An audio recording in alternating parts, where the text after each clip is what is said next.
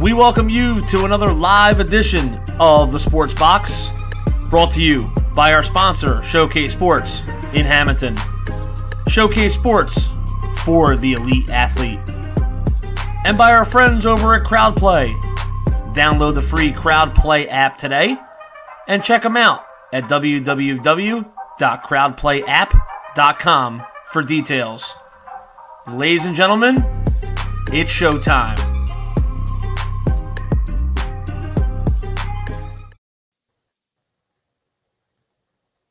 Hey everybody, welcome back to Cage My IQ. I am your host, D-Bake. Joining with me once again is my buddy, Jim DiLullo. How's it going, Jim? Hey man, it's going good. It's good to be back. Finally back to talk some UFC fight nights. I'm excited. Exactly. As you know, we just had that week break off from UFC. It was Easter weekend, so the UFC didn't have an event on there. It kind of sucked, but you know, I was able to celebrate Easter. But how was your Easter? It came and went, man. It was quick. It was good though. It was very good. Thank you for asking. Yep. But right now we're bringing you to UFC on ABC, Marvin Vettori versus Kevin Holland preview show. We're going to be previewing this fight card, which came which is coming on Saturday at night. Well, it's going to actually start Saturday afternoon, but then by the time the main card comes, it'll be Saturday night. And it sucks. We were supposed to have 6 fights on this card, but the Kyle Darkus fight was pulled the other day due to COVID. So now we're down to 5, and they already said that they're going to reschedule that in the next couple of weeks. So look out for that, guys. So, but for the first fight on the card right here that we're going to break into, we have a matchup between Mike Perry versus Daniel Rodriguez, which is a welterweight matchup, which sees Mike Perry coming in at 14-7 and is the plus 145 underdog going up against Daniel Rodriguez, who is 13-2 and is the minus 170 favorite. Who do you have in this one? Yeah, this is a great way to start the fight, man. The one thing I know about Mike Perry fights are that they're always explosive. You go back to the fight with Vicente Luque, where it was a split decision, but Mike Perry looked fantastic. The fight against Mickey Gall was great.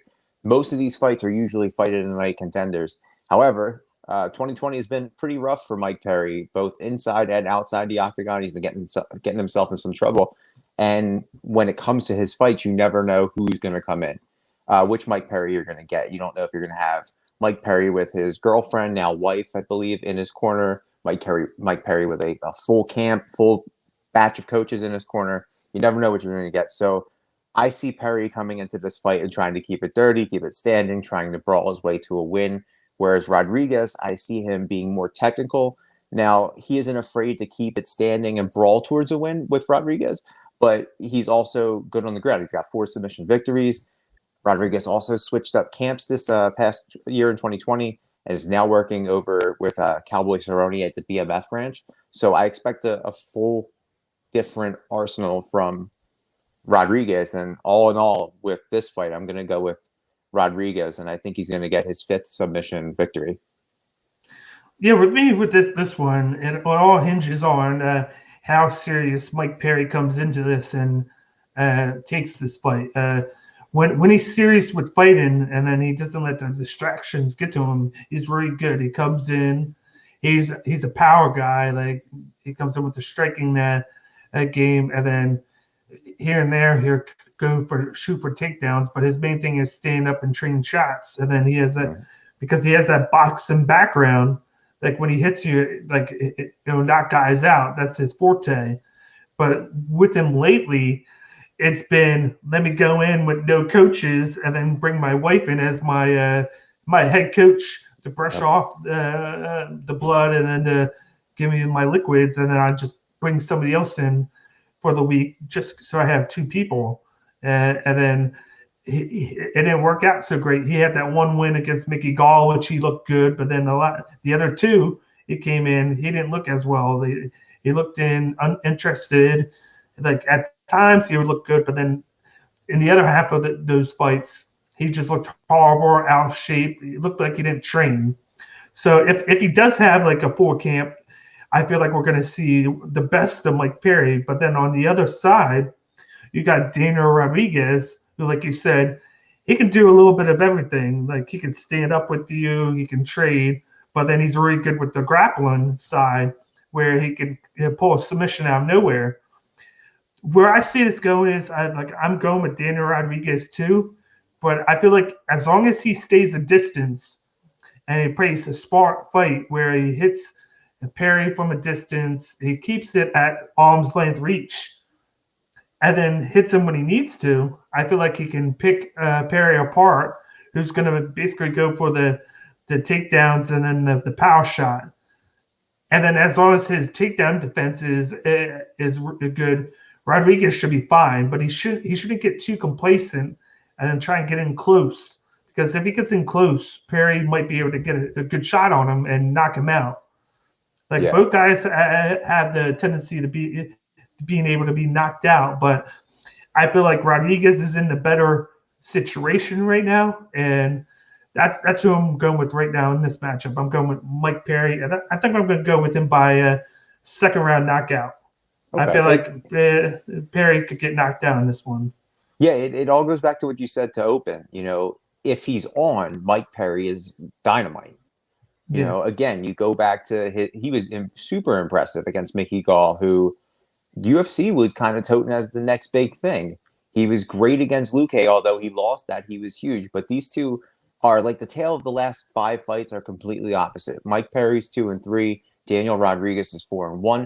But in those last 5 for both of them, they have a common opponent in Tim Means, where Rodriguez choked him out with a guillotine, and Mike Perry lost unanimously. So that's a huge fight to kind of focus on, that they have the same opponent in common. So I'm glad that we're both going with Rodriguez. But if Perry's on, man, he's unstoppable.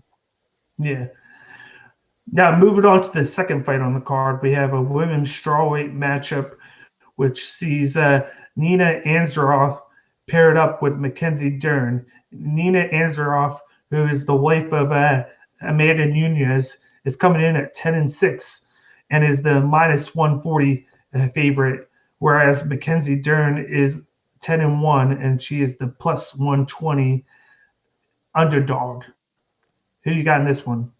Yeah, this is another great matchup. You got number 11 and Mackenzie Dern going up against number 5, Nina Ansaroff. At one end, you have Nina, who before having a child was putting together some super impressive wins against Claudia Gadelha, Randa Marcos, Angela Hill, Jocelyn Jones-Leibarger. And then she had her baby and she took some time off. This is her first fight, I believe, since 2019. And then you have Mackenzie Dern, on the other hand, who also had a baby a few years ago or a year ago, but is also putting together a huge winning streak. She's got 3 in the last 4 in the last 5 wins. The way that I see this fight is that this is Nina's first fight back. So you have to kind of see if ring rust is a thing, if this exists in Nina Ansaroff, but she does have one of the best training partners in arguably the GOAT of the female division with Amanda Nunes. Whereas Mackenzie has been facing extremely tough competition, with Nina now being the toughest. The question for me is Mackenzie going to be able to keep it standing with Nina? We know that Mackenzie is excellent on the ground. She's one of the best BJJ practitioners in MMA, but Nina's really good on her feet. And we all know that Mackenzie's been working with Jason Perillo on her boxing, and she felt confident in her last fight standing up. If this goes to the ground, I'm going to go with Mackenzie. So I'm going to go with Mackenzie Dern by submission. Yeah, this one was pretty tough for me because, like you said, they're both coming back after having babies, similarly at the same time. But this is a classic matchup of you got a striker against a grappler. Mm-hmm. And then I think that with the edge here is it depends on how Nina comes back with her takedown defense. She has one of the best takedown defenses in the division. She can stuff a takedown at a high rate, and then she hasn't like care to go in the clinch or not, standing up. I think the thing that's going to matter is if DERN can take her down or not, because if this is a standing fight, it won't look good for DERN. She's going to want to take this fight down. Yeah. And I just feel like going into this, like right before we hopped on, like I had DERN with the edge. But I feel like if Nina can just stuff the half of the takedowns, it'll be good for her because she can strike. And if she catches Mackenzie just once, I think it'll get her off her game. That's why I got Nina answer off by unanimous decision. I think she'll take it 2-1. I wanted to do 3-0, but I always see this happen where it's usually 1-1 going into the third, and I feel like when both women are tired, it's going to be harder for the grappler to shoot and take the striker down than it is for the striker to land shots and add points up. Yeah, kind of like what we saw with Jan and Sterling when Sterling got gassed out pretty quick. Yeah, like that's a little different because Sterling, even when he's tired, looks better than half the roster does. That's true. Striking her with the grappling, but I feel like with her camp and then who she's training with, and then coming back, I feel like I give Nina answer off the edge. Like I said, so Nina answer off by unanimous decision. Yeah, this is a type of fight. This is the matchup where it's kind of like when Damian Maia was matched up with a ton of strikers, right? Yeah. You have somebody who's really great at BJJ, but really kind of not so great on the feet. I've been watching a lot of Mackenzie Dern's Instagram stuff. She's been featured in a lot of Michael Bisping's Instagram videos because he trains with Jason Perlow. And the last fight with Mackenzie Dern, her stand-up looked pretty good. And she looked crisp, but she was taking a lot of shots. And like you said, Nina is much better on her feet. Look at her training partner who is amazing. She's going to learn more. All that stuff's going to rub off on her. So I could definitely see Nina getting this win, but it just depends on, like you said, who gets it to the ground. I believe Nina is a purple belt in jiu-jitsu, where Mackenzie's like multi-level black belt, just doing her thing. But you almost had me switch. But I'm going to stick with Mackenzie Dern. Sounds good. All right. But let's move on to the third fight on the card, which is a middleweight matchup between Smiling Sam Alvey versus Julian Marquez, which sees Sam Alvey coming in at 30-14-1, and he is the plus 160 underdog. And then you got Julian Marquez, who is 8-2 and is the minus 190 favorite. What do you see in this matchup? Well, first, I saw your interview with Sam Alvey, and I suggested everybody watching check that out. He seems ready. But when you look at this fight, you're talking about a fight with two guys going in opposite directions. It seems that Alvey is becoming more the gatekeeper in this division, in my opinion, which he hasn't had a lot of success with. I believe he's 0-4-1 in his last 5, with 2 pretty big knockouts from Nogueira and Jimmy Crute. Whereas Marquez is back after a long layoff, coming off a high of his last win, a reply from Miley Cyrus after the call out for a Valentine's Day date. I really see this fight, see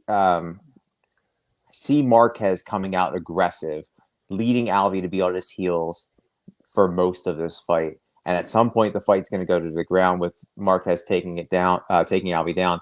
And I think Marquez is going to have the advantage there. Plus, Marquez is coming out of a fight camp who is consistently winning. We had Derek Minner on before, and that he's from Glory as well, saying how stacked that roster is. And Marquez switched over to Glory recently. In all honesty, as a Sam fan, if this fight doesn't go his way, man, I think his days in UFC may be over. I hate to say it, but not many people survive after 5 straight losses. You know what I mean? But again, as a Sam fan, it's hard for me to pick against him. But I see the Cuban Missile Crisis, Julian Marquez, being too much for him at this point in his career. That's why I'm going to go with Marquez by KO, second round. Yeah, I was on a podcast the other day. Shout out to Just My Two Cents and his podcast for having me on.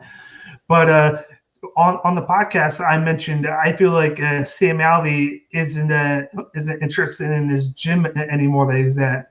I'm not per se saying that that's what he thinks. That's just what he brings off, because he made a comment that he's not happy with California. He's ready to get out of there. Like, he just got a place in Tennessee, and eventually he said he wants to move his training camp there, because he said he kind of found a place there, but it's probably not going to be for a while. And I feel like by saying that, I feel like he probably has 1 foot in and 1 foot out at the gym. Like, he probably likes training there. He just doesn't like California in the whole. And he can't wait to move away from that and start his own gym. So this is a thing where, to me, it's weird that just like Mike Perry, Sam Alvey, his wife, is always in his corner. She's one of his coaches. And as you know, his wife, she was on America's Next Top Model. She actually won one of the seasons. So for me, that's kind of weird that she is one of his coaches. But then at the same time, like, I picture Sam Alvey as more of a great coach than I do a fighter, because he really is smart. He knows what he's doing. And I feel like he can lead a guy in the right direction. Yeah. But like you said right there, he's coming in 0-4-1. He lost 4 straight, and then in his last fight, he had a draw to I think Young, I believe it was, where they had a draw. So for some reason, because I know a lot of his fights he took on short notice, so I know the UFC has given him a lot of leeway for that. But he's coming in against a guy, Julian Marquez, who, like you said, he came back after a 2-year layoff. He was getting beat by Miki Patullo for 2 rounds. I think he came in knowing that he had to finish Patullo in the 3rd round. He went guns blazing, like, he put it all out there, and he submitted him. He got that win. An anaconda choke of all submissions. You know what I mean? Yeah. Of all things. And then I think he just got a lot of confidence from there, because he can go on the ground, he can stand up with you, and he has the youth on his side. As you see, all the fights Alvey has done, he came and said that he's at half a tank right now. I think that having that 2 years off kind of might be a benefit for Marquez. Working with Glory, working with those wrestlers, he's able to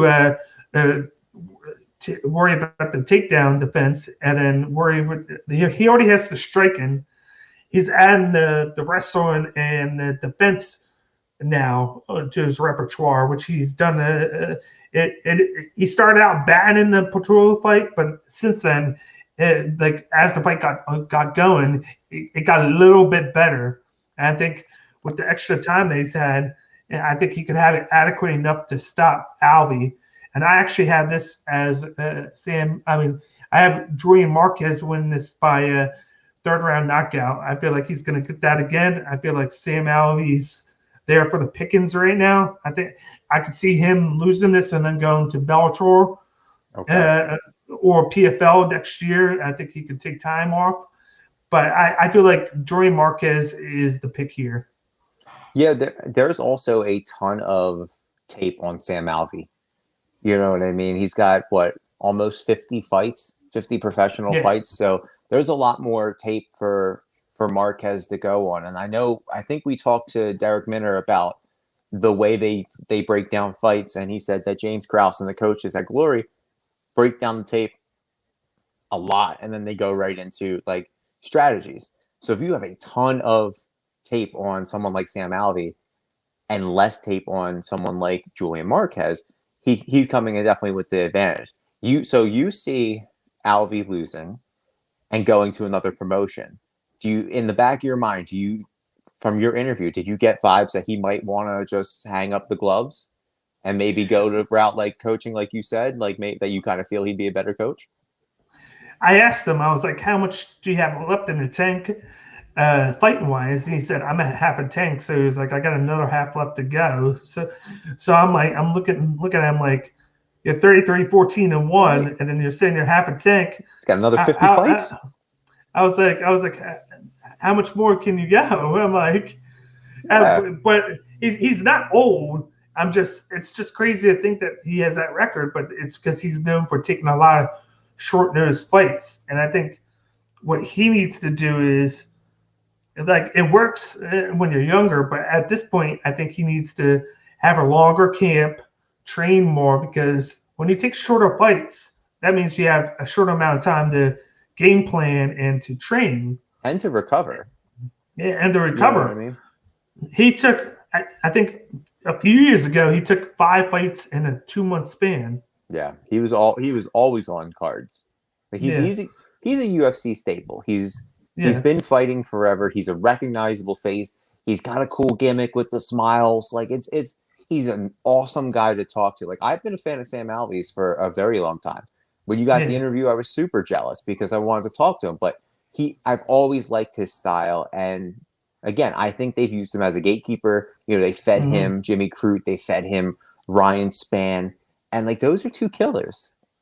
And they're doing it again with Julian Marquez. You know, go back to his fight on the Contender Series. You want to see power.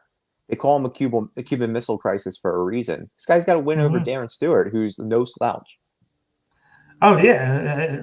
He's a guy who just fought another guy, and we had the pleasure of talking to, Eric Anders. Yeah. Yeah, and then, like, it's going to be hard because I feel like if Sam Alvey wants to look at film, it's like he can look at film, but then you're going to look at film before his injury and then the one film afterwards. Yeah. So it's like you kind of have to study 2 different ways and then be like, do I think he's still at this level, or do I think he's a little bit changed? It's not as clear cut as Sam Alvey, where you got all that tape all at once and you know what you're expecting from him. You kind of don't know to the full extent what to expect from Julian Marquez, but I think at the same time that's going to work in Marquez's favor. Totally agree. Absolutely agree. Yeah. But to move on to the co-main event of the evening, we got a featherweight matchup, which I'm actually very excited to watch, which is between Arnold Allen going up against Sadiq Youssef, which sees Arnold Allen coming in at 16-1 and coming in as the plus 115 underdog, and then Sadiq Youssef, who is 11-1, coming in as the minus 135 favorite. What do you think? Yeah, man, this is my favorite fight on the card. 2 young, up-and-coming, explosive fighters, both riding impressive win streaks. Arnold Allen, a 9-fight win streak. Sadiq Youssef, a 6-fight win streak. This is a tough fight to pick, and may have been the toughest fight for me to pick because of how impressive these 2 guys are. Allen has a better resume on paper, but Youssef's win versus Andre Fili really put him on the map, gave you a different impression of this young fighter. The way I see the fight is that these guys are going to both try to set the pace. I expect a lot of leg kicks and calf kicks from Allen to keep Youssef at distance, where Allen is better on the ground, but Youssef is so strong. His takedown defense is so good. And it's continuing to improve each fight. It's going to be hard for Allen to get into the ground. If Youssef wants to win, he needs to avoid being taken down because Allen has some impressive submission victories. Whereas with Allen, if he can avoid Youssef's overhand and get the fight on the ground, then it's his fight. I've bounced back and forth with this one, and I'm still bouncing back and forth with this one because I like these fighters a lot, and I try to remove my personal feelings for these fighters out when I'm trying to pick these fights. At this moment, and this might change by Friday, I'm going with Allen by decision, but I would not be surprised if Youssef, who is trying to be the 4th Nigerian or 4th African born champion in UFC history, I feel like he could just knock Allen out first round, just walk it off. But I'm going right now, Allen by decision. I don't feel comfortable with that pick. anybody who's listening to this, do not bet based off of this opinion. Yeah, just like you said, this is my favorite fight going into the card. Like you said, Sadiq Yusuff is part of the new breed of Nigerian fighters coming in. They're all about the striking and then kind of like the all-around game. He needs to work on his takedown defense, but from what I've heard, it's getting better little by little, like in camp.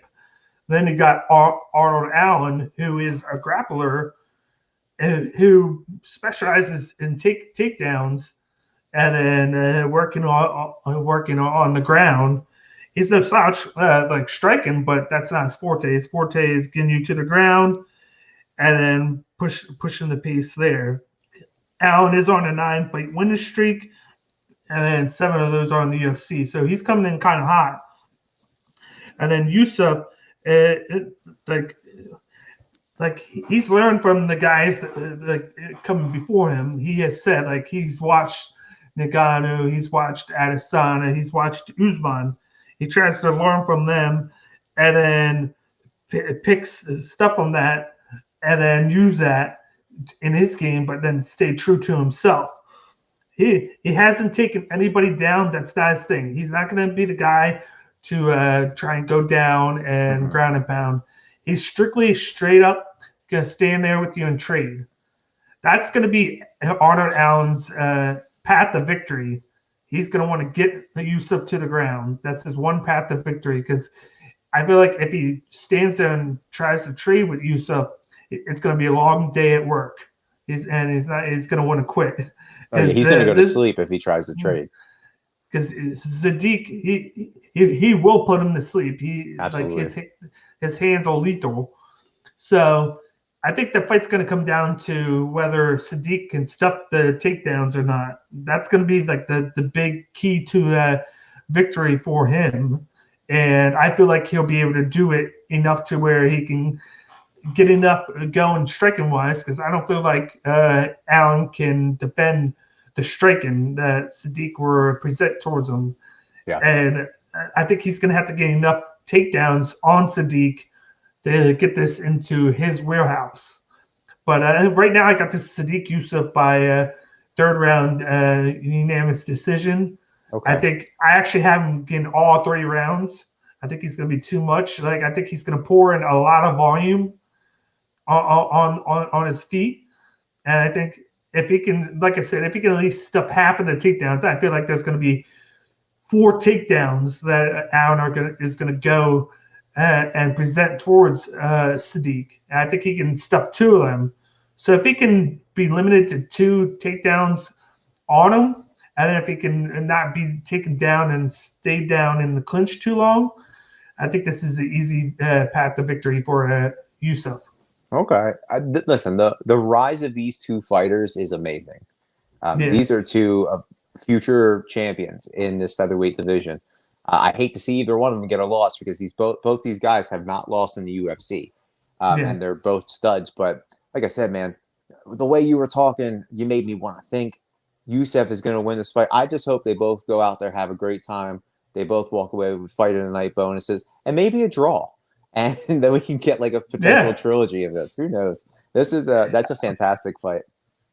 Yeah, that's all you root for is like a banger of a fight where Absolutely. It could go either way, and it just gets you focused on the fight and not like, this guy's killing it. Let me go get a drink real quick because I know he's gonna win. I want to be glued to my seat and knowing that if I miss something, that I can miss like the deciding factor of this fight. Yeah, wasn't before this fight materialized, wasn't Yusuff supposed to fight Barboza? I think he was December or something like that. Yeah, I think he was. Talk about a slugfest! Oh my God, that would have been amazing. And then Barboza has a really nice matchup that he just got scheduled for, which I'm looking forward to big time. Like we're getting to that later on down the line, but that's a guy I like to watch. Yeah, I love Barboza. Love him. But to move on from the co-main event to now the main event of the evening, which we will see a middleweight matchup between Marvin Vettori going up against Kevin Holland. We have Marvin Vettori, who is 16-4-1, and is the whopping minus 340 favorite. And then we got Kevin Holland, who is actually coming in on 2 weeks' notice after losing to Brunson. Derek Brunson, like not badly, but like you know what happened with him. But he's coming in at 21-6 and is the plus 270 underdog. What do you think? Yeah, man. Every week, it's like another week, another Kevin Holland fight. 2020, we talked about it. That was his year. Comes out, gets the toughest matchup he's had in his career against Derek Brunson, and he was absolutely dominated. I think they were 10-8 rounds for the majority. But we'll go to this fight. I was really excited for Vettori and Till. I think that would have been a fantastic fight, but hopefully we see that further down the line. But this fight actually has huge implications in the middleweight division. If Vettori wins, he's more than likely next in line, in my opinion, for a shot at Izzy. Where if you go back a few years, Vettori gave Izzy his toughest fight, and a lot of people think that Marvin won that fight. I don't know where you stand on that one, but a lot of people think that Marvin won that fight against Adesanya. And then since then, he's gone on and won 4 straight fights and has been an absolute killer. Now, on the other side, you have Mr. 2020, Kevin Holland, who's coming off the big loss against Derek Brunson, like I said. That fight was entertaining for all the wrong reasons, with Holland talking to Khabib, trying to be coached, and really not even listening to his corner. I'm hoping that Kevin Holland comes in and has learned from that fight and is taking this fight way more serious. And throughout all the promos and through his posts and the hype videos, it does seem like we're getting Kevin Holland and not Big Mouth. So that's a little more promising. Now, Holland is stepping in on 9 days' notice. I think that's tied for the record of shortest days between fights. I think him and Paul Felder own that record right now. And he is a much more different fighter than Darren Till, who Marvin was preparing for. So it will be interesting to see how Marvin has adjusted to this type of opponent change.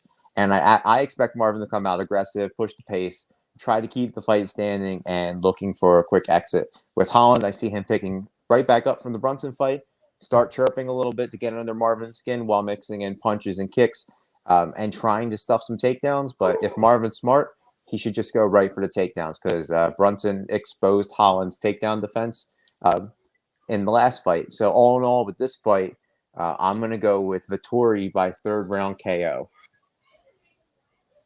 Nice.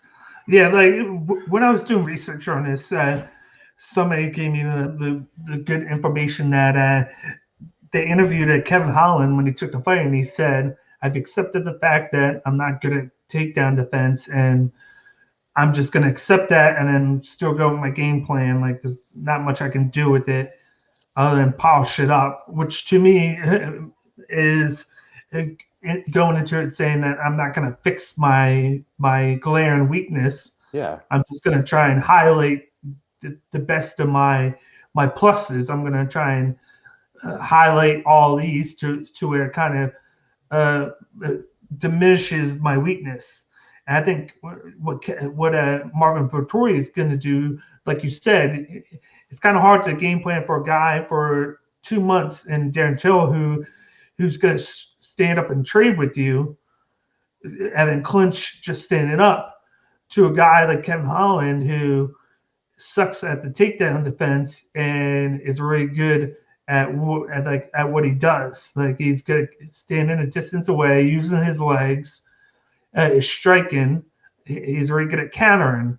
Yeah. And I feel like Marvin Vettori was going to go and like boxing heavy against Darren Till, and now I feel like he's going to use his boxing, but I feel like he's going to also use his grappling in this fight. And I think that's going to be a big thing with him, is him going to shoot for takedowns, getting him, and then getting him in the clinch. Yeah. One thing that Vettori needs to watch out for is his anger. He's been known for at times to get very emotional in fights, and then that would affect his fights. He gets too emotional and then gets too angry, and then goes too much rage mode, which isn't good in most fights, because then you leave yourself open for to get hurt, to get countered. And Holland is the guy that can expose that. And at any moment, as you could see, even in the Brunson fight, he had a chance to almost knock out Brunson. Like he did his front. It was like a front leg kick, like Street Fighter style, like Dawson. Yeah. And where he kicked his leg up and it just missed Brunson's face. If he would have connected there, he would have knocked out Derek Brunson, and he would have pulled off the upset there. He has that mentality that he can do that, because he does some outlandish, crazy shit that you don't see before. Like I put him and Sean O'Malley in like the same category, because they do like the new style shit where like I've honestly never seen it before, because they're so unpredictable. Yeah, like a freestyle fight. Yes. But I still feel like Marvin Vettori, I feel like he's going to win. It's just a matter of how he's going to do it. I feel like he's going to do a mixture of his boxing and then the takedowns at the grappling. I feel like he needs to stay patient and at a distance. He needs to pick and choose when he does what thing. I think he's going to start out with like boxing, like get a feel for Holland, and then he's going to go for the takedowns. But he has to make sure that he doesn't get hit doing the wrong thing. Because if Holland expects him to go for the takedown, kind of like the Derek Lewis and Curtis Blades, yeah, he could get caught. But I have Kevin Holland losing this, so I have Marvin Vettori, and I'm going to go with a fourth round. You know what? I'm going to go with fourth round knockout on the ground. Okay. I feel like he's going to get him with the takedown, and then his boxing is just so much more superior. Like he's so pinpoint. I feel like starting in the round 2 or 3, I feel like he's going to start targeting the body and hitting him with the body shots, and that's going to slow down Holland, and then he's going to wind up taking him down because of it, and then finish him off in the 4th round. So I got 4th round knockout by Marvin Vettori, and then he's going to step in and be one of the next in line for the title, as long as we don't see Gastelum win. Yeah, if he beats Whitaker, he's next in line. Yeah, but then Whitaker could be next in line too, because he's right up there. Like I feel like if Whitaker wins or Gastelum wins and they get the next in line, I feel like Marvin Vettori could have another shot at Darren Till again. I feel like there's a chance that they could fight each other still. Yeah, I think that this fight, there's this matchup at least, there's less chances for Marvin to be number 1. Although I said he should be number 1 right after this, had he been fighting Darren Till and get the win. This is a tough one, man. This was one that I really was super excited for between Vettori and Till. I thought that was going to be amazing. It was going to be proving of who's better. And then you go back and you talk about the anger issues with Marvin Vettori. He's angry going into this fight, and he's not even mad at Kevin Holland. He's mad at Darren Till, and then he's mad at Izzy and doesn't like his fashion. So, like, he's super preoccupied right now. So I'm really curious to see what Marvin shows up, because that is a huge difference. You have calm Marvin, who goes in there against Jack Hermanson and just dominates. And then you have angry Marvin, who goes in there against Izzy and gets that split decision. Do you remember that fight, that matchup between those two? I do, and like he's other than Gastelum, where he actually knocked down Izzy. Yeah, Vettori presented the best matchup, and a lot of people thought that Vettori won the matchup. Yeah, I agree. And like if I was you, I would rewatch that fight and then just take notes on what he did to Adesanya, because like he did a good job, and then that's why he made a split decision, because it was so close. Yeah, on the scorecards. I kind of thought, and listen, Izzy's my favorite fighter right now. I thought Marvin won that.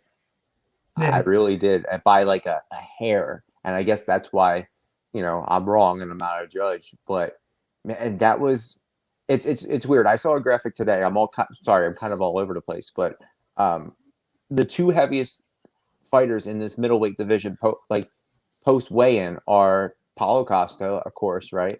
who comes in usually around like 214 after the weigh-ins. That's what his fight weight is. Marvin Vettori is number 2 at 211. So, like, look at Kevin Holland. Imagine Kevin Holland at 211. There's no way. Not on that frame. Marvin's a thick guy, and then you add on almost, 30 pounds? Mm-hmm. That's going to be impossible for Kevin Holland to get off him. If Marvin's on top of him, it's a wrap. So how are you? Brunson comes in probably like 195, maybe 200 tops, and then you have Marvin who's going to come in. He might even come in bigger. It's wild. Yeah, and what the crazy thing is, the biggest talk going into this fight was between two guys that aren't even fighting. I know. It was Darren Till who got hurt, and then his beef with Mike Perry, and then they've been going at it, and then I'm like, damn, isn't it funny that the two guys that are getting the most talk on this card are guys that weren't even fighting? Yeah, they're just bickering with each other, and then Darren Till gets hurt. Such a weird card. Like who would you have had if Darren Till was the original opponent? Would you still have Vettori? Yeah, I would still have Vettori because I think so too.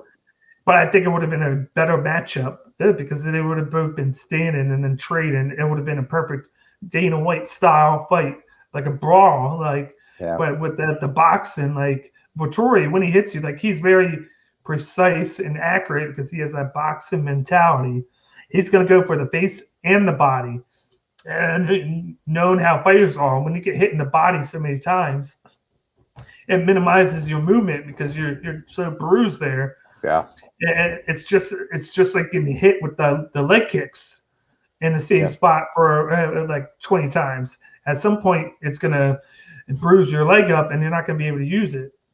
So it's the battle of limitations, and I feel like Vettori does that very well. And then he's going to come in, and I think we're going to see a good Kevin Holland. I thank him for coming in on short notice. Absolutely. But he's going to have to go back to the drawing board because I think Vettori's going to take this. But there is room for Kevin Holland to win if he can catch Vettori making a mistake, because he's a guy that can capitalize on mistakes. And he's also a guy who can get a fighter angry. You know, you had talked about getting angry, right? If you have somebody constantly chirping at you and talking trash and like trying to get in your head, and you already have anger issues, you're going to lose it. And you're just going to want to shut him up. So, yeah, he could definitely catch Vettori slipping.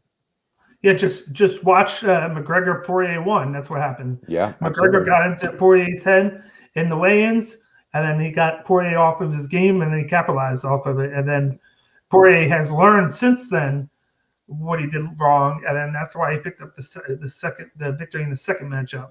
Yeah, I'm looking forward to that third matchup for sure. But I also think you said Whitaker, if he wins, he should get the next fight. I don't think Dana White's interested in a third fight between Izzy and Whitaker when Izzy's dominated the first two. They fought once.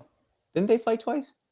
No, they fought once. They fought the first time was in Australia, and Whitaker lost.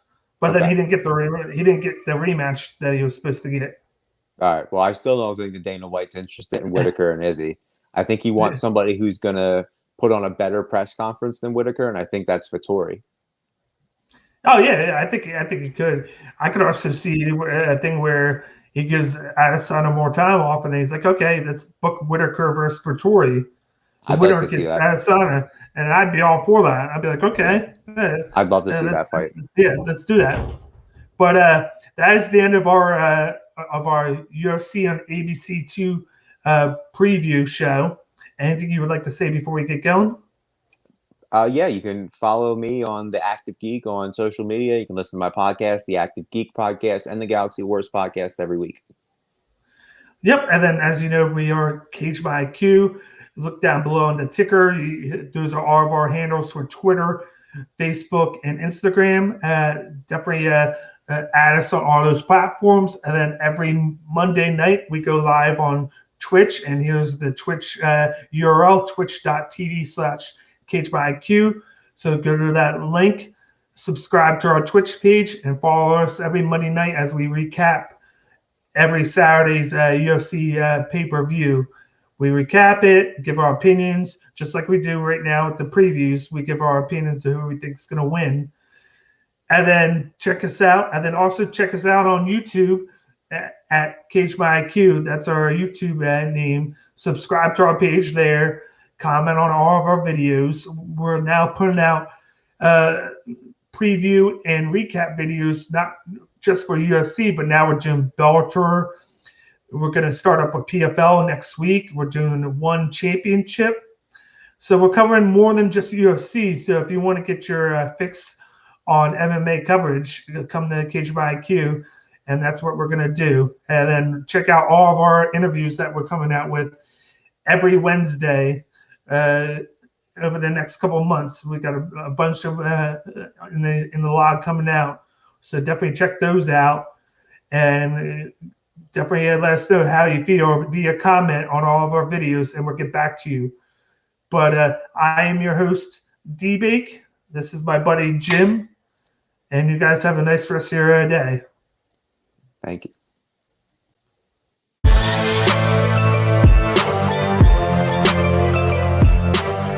Thank you for watching this episode of Cage My IQ on the Sports Box. Please remember to follow us on all of our social media outlets. On Facebook at Sportsbox Show, Twitter at Sportsbox Show, Instagram at The Sportsbox Show. Find us on YouTube and join Outside the Box, our Facebook sports discussion group. The Sports Box is brought to you by our sponsor, Showcase Sports in Hamilton. Showcase Sports for the elite athlete. And also our friends over at CrowdPlay. Download the free CrowdPlay app today and use promo code THEBOX at sign up for 10 free points. Thank you for joining us.